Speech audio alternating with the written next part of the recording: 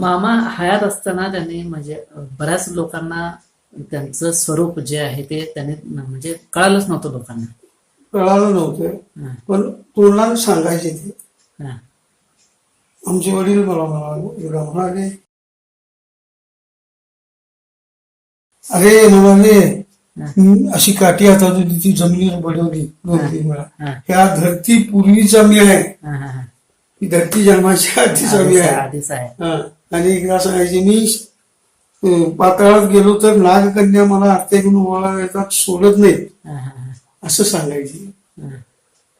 मगाशी मग त्यावरून लोकांनी शेषाचा अवतार मामांचा आहे असं ताटलं होतं. हा, हा. पण शेषाचा अवतार सोडा ते परब्रह्मच होते प्रत्यक्ष. प्रत्यक्ष भगवान गोपाळ कृष्णच होते ते. हा, हा. कारण ज्यावेळी गोपाळपूर गेले, ही दोस्त मंडळ म्हणजे सांगाती सोंगडी सगळी घेऊन मामा पंढरपूरला वर्षात एकदा जायचे, वर्षात. गोकर्ण एकदा जायचे, हा. मुसळ्याची जी टोरिंग घेऊन. हा, हा, मग आमचे आई वडील असायचे इकडे गोकर्णला जात. हा. मग पंढरपूरला जात होते त्यावेळी गोपाळपूरवर गेले. पंढरपूरला पांडुरंगाचं दर्शन केल्यावर प्रत्यक्ष त्या ठिकाणी बडियाच्या रूपानं देव त्यांना भेटले. हा. मग बडियाला विचारलं, अरे तू ते म्हणाले माझ्या कशाला पाठवतो, तर मी काय नाही म्हणाली, मला काय माहिती नाही. हा, तो बडवी मामा असेपर्यंत सत्राला येत होता. हा. बडवे हम्म. रामभाऊ उत्पात असं त्याचं नाव होतं. हा, हा. मग त्यानंतर गोपाळपूरला आले. गोपाळपूरला आल्यानंतर जनाबाईचे ठिकाण ते. हा. मग तिथं आल्यानंतर सगळे सोंगडी घेऊन मामा गेले. हा.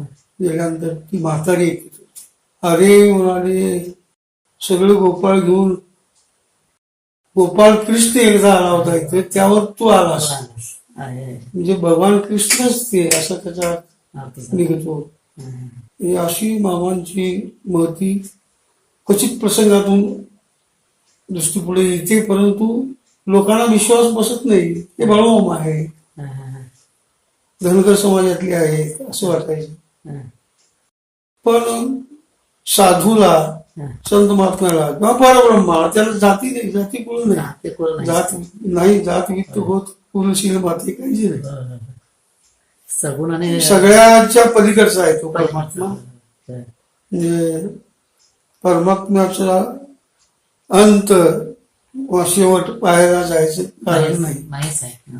तुमच्या बुद्धीच्या मर्यादेच्या म्हणजे बुद्धीच्या कक्षेच्या पलीकडे आहे त्याचं स्वरूप. हा, हा, हा. ते जाणणं एवढं सुलभ नाही.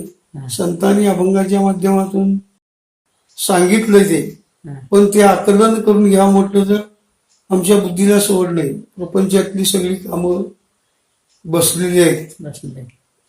त्यातनं तिकडं लक्ष द्यायला वेळच नाही कोणाला. हा. परमात्मा प्राप्तीचं साधन अवलंबावं आणि त्या पद्धतीनं परमात्म्याची प्राप्ती करून घ्यावी हे कुणाच्याही हा. म्हणजे ध्यानात आलं, मनात आलं तरी शक्य होत नाही. शक्य होत नाही. हे कारण आहे अनंत जन्माचे या जीवावर असणारे हा.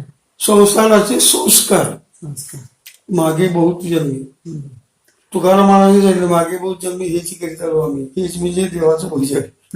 मग मागे बहुत जन्मी आम्ही हेच करत आलो म्हणजे हे संसार आम्ही केलेला आहे. त्यामुळे संसाराचे संस्कार आमच्या झालेले आहेत. हा.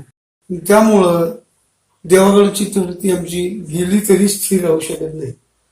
नुसती जाऊन उपयोग नाही. अखंड अनुसंधान असल्याशिवाय त्याची प्राप्ती होत नाही. आणि अखंड अनुसंधान आमच्या सामान्य जीवाकडून होणं कठीण आहे. फार त्याला पूर्व सुकृताचा, पूर्ण अभ्यासाचा, दास सद्गुरूचा तुझ्याकडे पूर्व सुकृत जबरदस्त पाहिजे. त्याला अभ्यास पाहिजे. देव म्हणजे कोण, सद्गुरू म्हणजे कोण, त्यांचं स्वरूप काय, त्यांची प्राप्ती कशी करून घ्यायची याचं सूक्ष्म चिंतनही झालं पाहिजे. त्याशिवाय ते कळत नाही.